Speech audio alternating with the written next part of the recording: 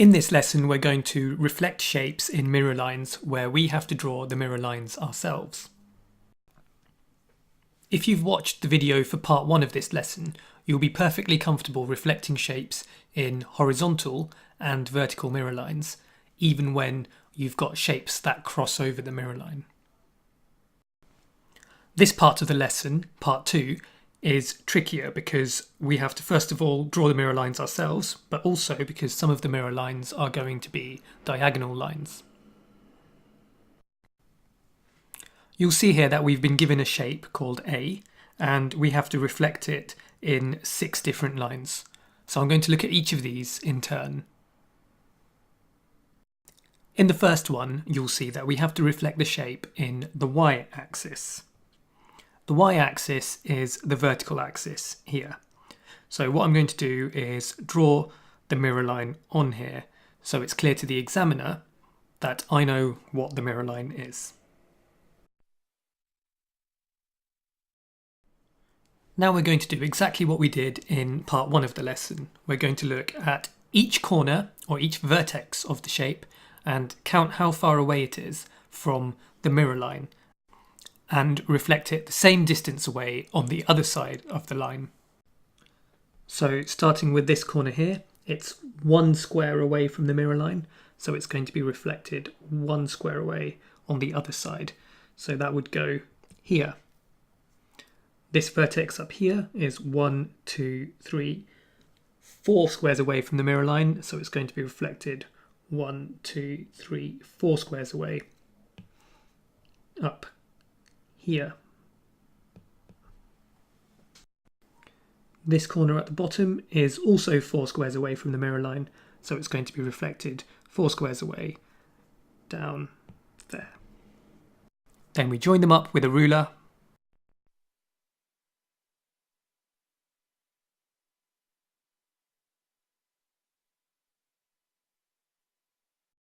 And we're done. In the second one, we have to reflect the same shape in the x-axis, so that is the horizontal axis. Here's my mirror line. Counting squares, we see that this vertex is 2 above the mirror line, so it's going to be reflected 2 below. So we mark across there. This vertex closest to the mirror line is 1 above, so it's going to be reflected 1 below. So we mark across there. And the third vertex is 5 squares above the mirror line, so we've got to reflect it 5 below the mirror line, down here. Then we join it up with a ruler. And we're done. In the third example, we need to reflect the shape in the line x equals -1. Now, if you're not comfortable drawing this line, you need to go and watch the video for lesson A9A. If you this line is a vertical line going through all of the points where the x coordinate is -1. So here's -1 on the x-axis, and the line is going to go through there and through all of these points vertically. Now this makes sense because if you look at the coordinates of any of the points on that line, you'll find that the x-coordinate is -1. For example, this point up here is -1, 4. The x-coordinate is -1. Now we're going to do exactly what we did previously, except we're not reflecting in the axis, we're reflecting in a particular line that we've been given the equation of. So we've got to count the distance from the mirror line to each vertex. So we're going to ignore this axis here, which might confuse some people. This vertex is 2 squares away from the mirror line, so it's going to be reflected 2 squares away on the other side. So that's going to go there. Now, if we do that for this vertex up at the top, we'll see that it's 1, 2, 3, 4, 5 squares away. So it's going to be reflected 5 squares on this side of the mirror line over here. And similarly, this vertex at the bottom is going to be reflected all the way over here. Then we just join them up. And we've drawn the correct reflection for this shape.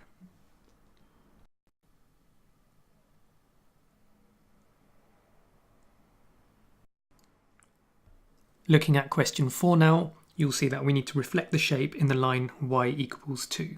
So that's going to be the line that goes through 2 on our y-axis, and it's horizontal.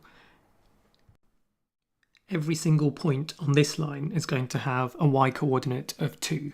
For example, this point over here is the point 6, 2. It's got a y-coordinate of 2. So that's why this line here has the equation y equals 2. Now, this is one of those shapes that is on both sides of the mirror line. So this vertex, which is below, is going to get reflected above, and this vertex, which is above the mirror line, is going to get reflected below the mirror line down here, as you would have seen in part 1 of the lesson. So this vertex, which is 1 below, is going to be reflected 1 above the mirror line, so the point goes there. This vertex, which is 3 squares above the mirror line, is going to get reflected 3 squares below, so down here. And this vertex is actually on the mirror line, so 0 squares away, which means it's going to get reflected 0 squares away. That is, it's going to stay in the same place. Now we just join these up. So there's the reflection. I've used red so that the reflected shape stands out. In the 5th question, we have to reflect the shape in the line y equals x. Now that means on that line, the y-coordinate has to equal the x-coordinate. And from lesson A9a, you'll know that that gives you a diagonal line like this. If you check the coordinates of any point on this line, you'll find that the y-coordinate equals the x-coordinate. For example, this point here is 5, 5. The x and y coordinates are the same. Now, lots of students find it tricky to count the distance from each vertex to a diagonal mirror line.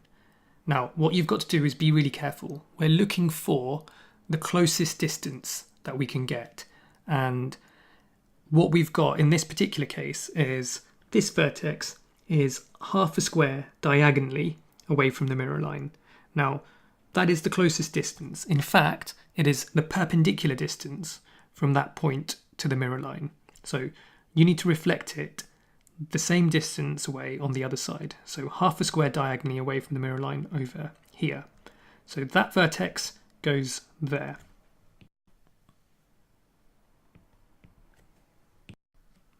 You want to avoid making the mistake of counting either horizontally or vertically, because those are not perpendicular distances to the mirror line.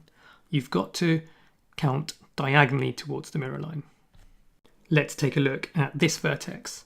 This is half a square away from the mirror line diagonally, so it's going to be reflected half a square away on the other side. So that vertex will be reflected here.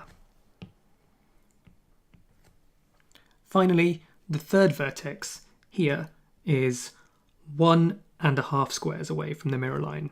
We've got from the starting point 1 diagonal square and then half a diagonal square to get to the mirror line.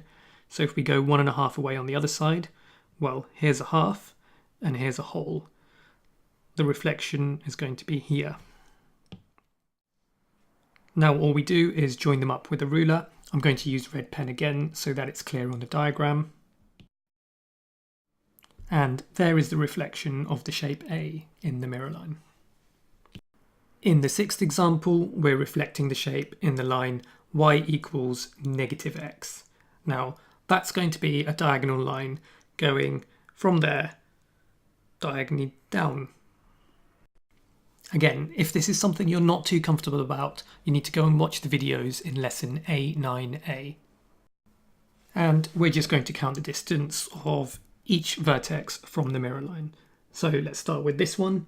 It is diagonally 1.5 squares away from the mirror line. So we've got to go 1.5 squares away on the other side. So there's half a square and there's 1 whole square. So that gets us to here.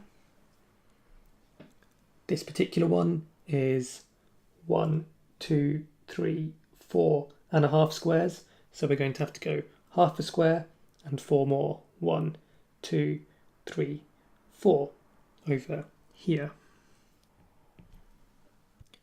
And this vertex is diagonally 1, 2.5 squares away. So we're going to go 2.5 squares away onto the other side. There's half a square and here's 2 more. So it's going to be reflected right here. I can join these up now. And there we have our reflected shape.